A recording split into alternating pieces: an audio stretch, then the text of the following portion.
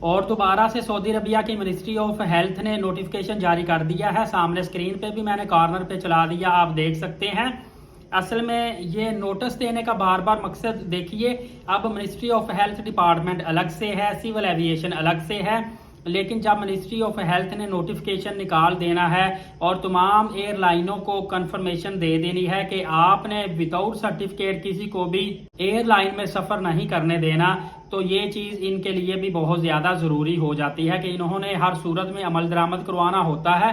اور اس بار پہلے سے زیادہ سختی کی گئی ہے کیونکہ رمضان المبارک میں بڑھتے ہوئے رش کی وجہ سے وائرس زیادہ پھیلنے کا خطرہ ہوتا ہے. اس لیے اسپیشلی عمرہ زائرین کو ہی اس ویکسین کے بارے میں زیادہ زور دیا گیا ہے. آپ نے اس میں ایک چیز کا خیال بھی رکھنا ہے کہ سیم وہی فارمولا رکھا گیا ہے کہ 10 دن پرانا گردن توڑ بخار ویکسین آپ نے لگوایا ہوا ہو, اور اگر کسی نے 5 سالوں میں ایک مرتبہ بھی گردن توڑ بخار ویکسین لگوائی ہوئی ہے تو اس کو دوبارہ سے ویکسینیشن کروانے کی ضرورت نہیں ہے, لیکن اس کے لیے اس کے پاس ٹھوس پروف ہونا ضروری ہے. میں تو آپ کو سجیسٹ کروں گا کہ آپ نے پچھلے 5 سالوں میں لگوائی ہے یا نہیں, احتیاطاً آپ پہلے ویکسین پھر سے لگوا لیں, کیونکہ ایئرپورٹ پہ جا کے کسی بھی قسم کا معاملہ پیش آ سکتا ہے. اسی لیے خود کو سیو رکھیں, اپنی ڈاکومنٹیشن کمپلیٹ رکھیں تاکہ آپ کو کسی قسم کا پریشانی کا سامنا نہ ہو اور آپ کا عمرہ پیکج یا ٹکٹ آپ کا ضائع نہ ہو. اس میں اکثر لوگ میں دیکھا ہے آپ کو وہ مس گائیڈ کرتے ہیں, وہ بولتے ہیں جی ہم ایئرپورٹ سے گئے تھے, ہمیں تو کسی نے پوچھا ہی نہیں ہے,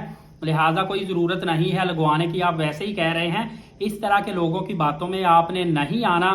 رسک آپ نے 1% بھی رسک آپ نے نہیں لینا, کیونکہ سم ٹائم یہ ہوتا ہے زیادہ رش کی وجہ سے یا امیگریشن آفیسرز بیزی ہوتے ہیں تو کوئی نہ کوئی بندہ سکپ کر بیٹھتے ہیں جس سے وہ سرٹیفکیٹ نہیں پوچھتے, یا ہو سکتا ہے کہ وہ کمپیوٹر میں اس کا ریکارڈ اس کے آئی ڈی کارڈ یا پاسپورٹ نمبر سے چیک کر لیتے ہوں, کسی نہ کسی طریقے سے آلریڈی ویریفیکیشن کر لیتے ہوں, لیکن وہ بندہ سمجھتا ہے کہ اب تو سختی نہیں ہے, اب تو پولیو کارڈ یا گردن توڑ بخار کارڈ دیکھا ہی نہیں جا رہا.